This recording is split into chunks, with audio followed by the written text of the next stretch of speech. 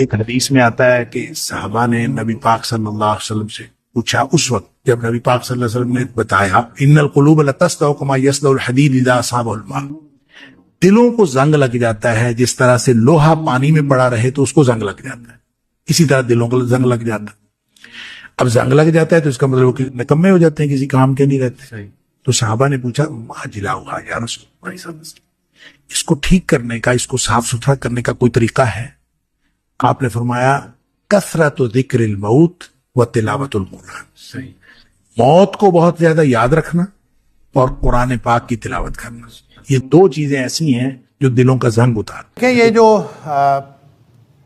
دوسرا سوال یہ ہے کہ آیت الکرسی اور دعا جو ہے وہ فرضوں کے بعد مانگنا ضروری ہے یا سنتیں وغیرہ پڑھنے کے بعد انسان آیت الکرسی پڑھ لے اور دعا مانگ لے؟ اصل میں سوال کا تعلق اصل میں اس حدیث کے ساتھ ہے جس میں نبی اکرم صلی اللہ علیہ وسلم نے فرمایا، دو الگ الگ حدیثوں میں۔ ایک حدیث میں تو یہ ہے کہ جس شخص نے فرض نماز کے بعد آیت الکرسی پڑھی، یعنی جو پڑھتا ہے ہمیشہ، اس کے اور جنت کے درمیان صرف موت کا فاصلہ رہ جاتا ہے۔ جو ہی وہ فوت ہوا وہ ڈائریکٹ جنت میں چلا جائے گا، اللہ تعالیٰ ہم سب کو اس میں سے بنائے۔ ایک تو اس کا تعلق اس حدیث کے ساتھ ہے، اور دوسرا یہ کہ نبی کریم صلی اللہ علیہ وسلم نے جو دعا کی قبولیت کے اوقات بتائے ہیں، اس میں ایک فرضوں کے بعد کا جو وقت ہے اس کو دعا کی قبولیت کا وقت بتایا ہے۔ تو ان دونوں حدیث سے تعلق رکھتا ہے یہ سوال کہ وہ جو دعا مانگنی ہے یا جو آیت الکرسی پڑھنی ہے، کیا وہ لازمی طور پر فرضوں کے فوراً بعد مانگنی اور فرضوں کے فوراً بعد آیت الکرسی پڑھنی ہے، یا بعد میں جو سنتیں وغیرہ پڑھنی ہوتی ہیں، انسان جب سنتیں پڑھ کے فارغ ہو جائے تو اس کے بعد پڑھ لے؟ تو کیا اس اصل میں بات یہ ہے کہ نبی کریم صلی اللہ علیہ وسلم کی ان دونوں حدیث میں صلاۃ المکتوبہ کا ذکر ہے، یعنی فرض نماز کی بات ہے، لہٰذا آیت الکرسی کے لیے بھی اور دعا کے لیے بھی ایک تو بات یہ ذہن میں رکھیں کہ اس کا تعلق فرض نمازوں کے ساتھ ہے، فرضوں کے بعد ہی آیت الکرسی پڑھنی چاہیے اور فرضوں کی بعد ہی دعا کرنی چاہیے۔ البتہ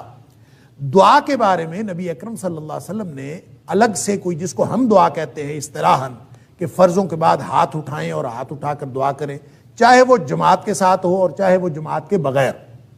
اس کے بارے میں ایک بہت لمبی بحث ہے اور اس کے بارے میں کتابیں بھی لکھی گئیں کہ فرضوں کے بعد اجتماعی دعا جو ہے وہ جائز ہے یا ناجائز ہے۔ میں اس ساری بحث سے قطع نظر یہ عرض کرنا چاہ رہا ہوں کہ اجتماعی دعا کو آپ چھوڑیں، انفرادی دعا بھی،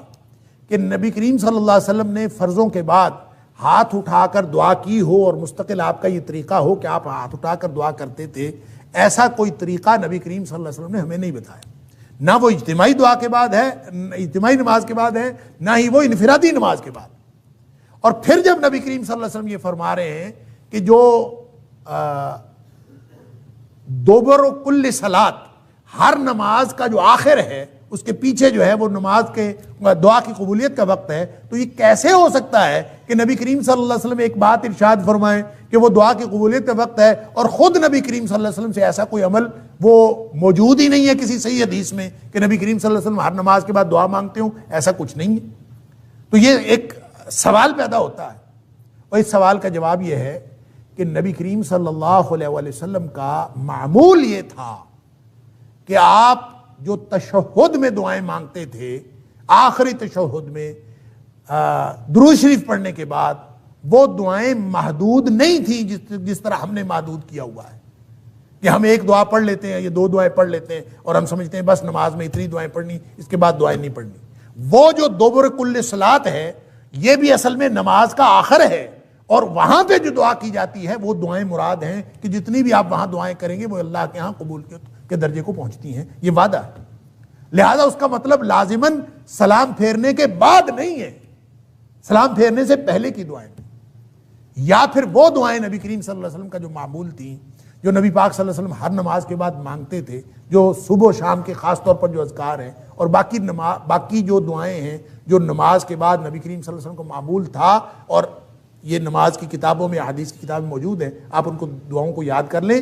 اصل میں اس سے مراد وہ دعائیں ہیں جو نبی کریم صلی اللہ علیہ وسلم تسلسل سے اور ہمیشہ معمول کے مطابق مانگتے تھے۔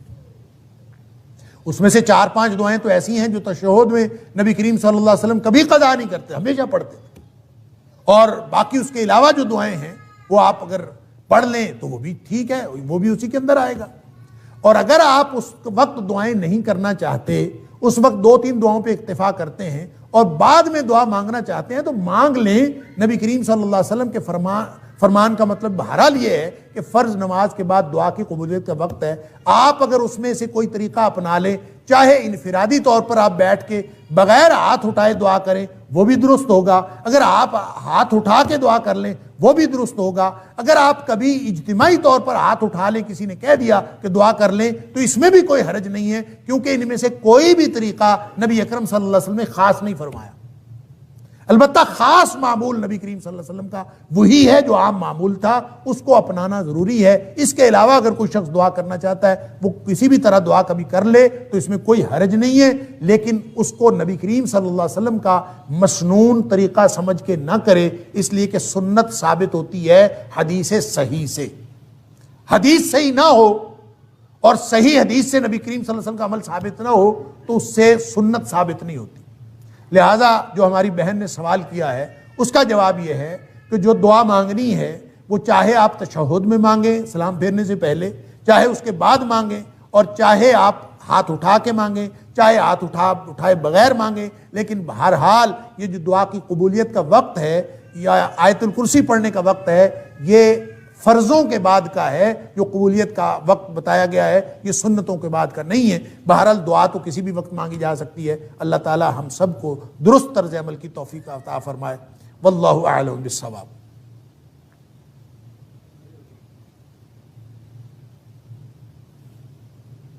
السلام علیکم۔ سر میرا سوال بھی دعاؤں کے بارے میں ہی ہے۔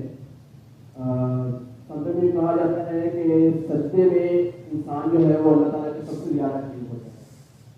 اور اگر ہم کیا نماز کے دوران ہم سجدے میں دعا مانگ سکتے ہیں، یا جو مضمون دعائیں عربی میں ہمیں سمجھائی گئی ہیں یا سکھائی گئی ہیں کیا ہم وہ مانگ سکتے ہیں یا نہیں مانگ سکتے؟ دیکھیں بہت اچھا سوال ہے کہ سجدے میں نبی اکرم صلی اللہ علیہ وسلم فرمایا کہ اقرب ما یکون العبد من ربہ وہو ساجد، کہ انسان جب سجدے کی حالت میں ہوتا ہے تو اللہ کے سب سے زیادہ قریب قربت کی حالت میں ہوتا ہے۔ فَأَكْثِرُوا فِيهِ الدُّعَاء، نبی کریم صلی اللہ علیہ وسلم کا فرمان ہے کہ اس وقت دعائیں کیا کرو۔ اب اس کا مطلب کیا ہے، کون کون سی دعائیں کرنی ہیں؟ کیا انسان ان سجدے کی مسنون دعاؤں کے علاوہ جو نبی کریم صلی اللہ علیہ وسلم سے ثابت ہے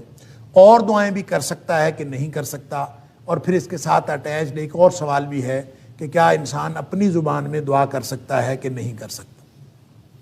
اس کے لیے بہرحال ایک موقف تو یہ ہے اور بہت ہی ریئر ہے کہ انسان جتنی مرضی دعائیں کرے،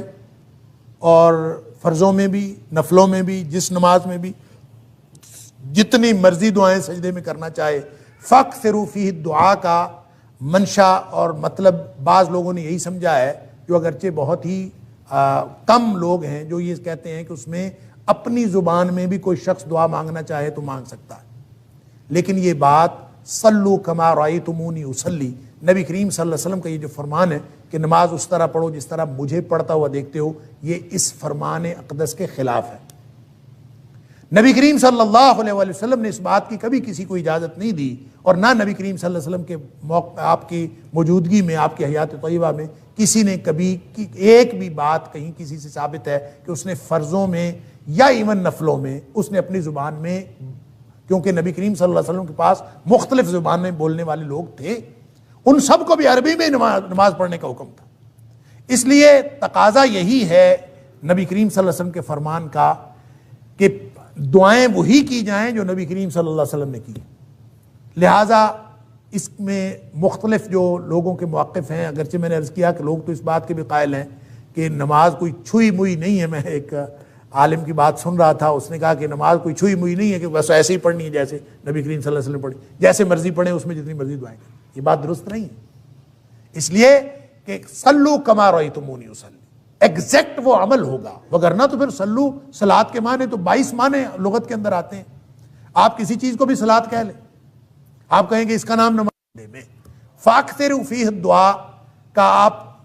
منشا اس طرح پورا کر سکتے ہیں کہ آپ انہی دعاؤں کو بے شک بار بار پڑھتے رہیں، اور جتنی مرضی لمبی دعائیں کریں، لیکن وہی کریں جو نبی کریم صلی اللہ علیہ وسلم نے کی ہیں۔ ایک بات۔ دوسری بات یہ ہے کہ وہ دعائیں جو عربی زبان میں ہیں، قرآنی دعائیں ہیں